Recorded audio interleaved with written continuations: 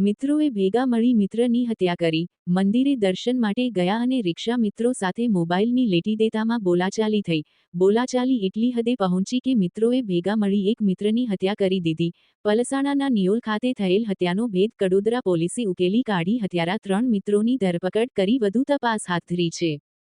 સુરત જિલ્લા છાસવારે હત્યા, લૂંટ, બળાત્કાર જેવા ગંભીર ગુનાઓ બનતા રહે છે. હત્યા ગુનાઓ પોલીસ ચોપડે રોજબરોજ નોંધાઈ રહ્યા છે. ત્યારે વધુ એક હત્યાની ઘટના પલસાણા તાલુકામાં બનવા પામી છે.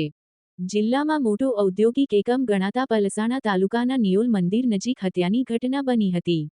ગત 23 તારીખે નિયોલ ગામની સીમમાં તીક્ષ્ણ હથિયાર વડે લોહી લથપથ હત્યા કરાયેલ હાલતમાં મૃતદેહ મળી આવ્યો હતો.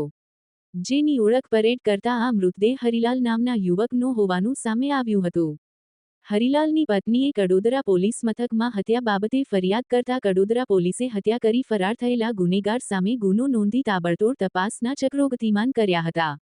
કડોદરા પોલીસે હત્યા મામલે તાબડતોડ તપાસ હાથ ધરતા પોલીસે ટેકનિકલ હ્યુમન ઇન્ટેલિજન્સની મદદથી જાણવા મળ્યું હતું કે રામલાલ તેના મિત્રો સાથે નિયોલ નજીક મામદેવના મંદિરે દર્શન માટે આવ્યા હતા.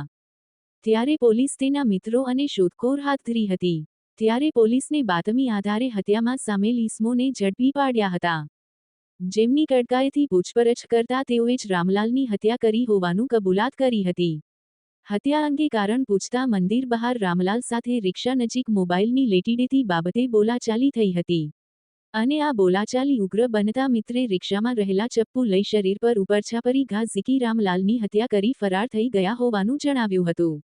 કડોદરા પોલીસે હાલ તો હત્યા સામે 3 હત્યારા મિત્રોની જેલ હવાલે કરી વધુ કાર્યવાહી હાથ ધરી છે. જગદીશ ભરવાડ, ન્યૂઝ 14 પલસાણા.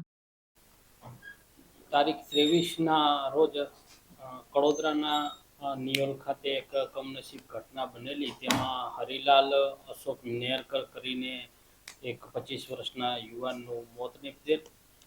તેમાં તેના પત્ની કલ્યાણીબેનની ફરિયાદ લઈ અને ભારતીય ન્યાય સંહિતાની કલમ 103(1) અને 54 તેમજ જીપીએફ 135 મુજબનો ગુનો દાખલ કરી અને આગળની તપાસ કડોદરા પીઆઈ કરી રહ્યા છે. બનાવની હકીકત એવી હતી કે આજે હરિલાલ મરણ જનાર છે એ અને એના 3 મિત્રો એમ 4 જણા મામાદેવના મંદિરે દર્શન કરવા આવેલા અને તે દરમિયાનમાં એ લોકોએ રિક્ષામાં અંદરો અંદર ઝઘડો કરેલો અને ઝઘડામાં મોબાઈલ બાબતે કંઈક મોબાઈલની લેતી દેતી બાબતે કંઈક માથાકૂટ થયેલી અને એમાં હરિલાલને ચપ્પુના ઘા ખભાના ભાગે, ગળાના ભાગે અને આંખના ભાગે મારી અને મોત નીપજાવેલ. આગળની તપાસ કડોદરા પીઆઈ પોતે કરી રહ્યા છે અને 2 આરોપી છે એ અરેસ્ટ થઈ ગયા છે અને 1 આરોપી બાકી છે જે રાઉન્ડ અપ છે.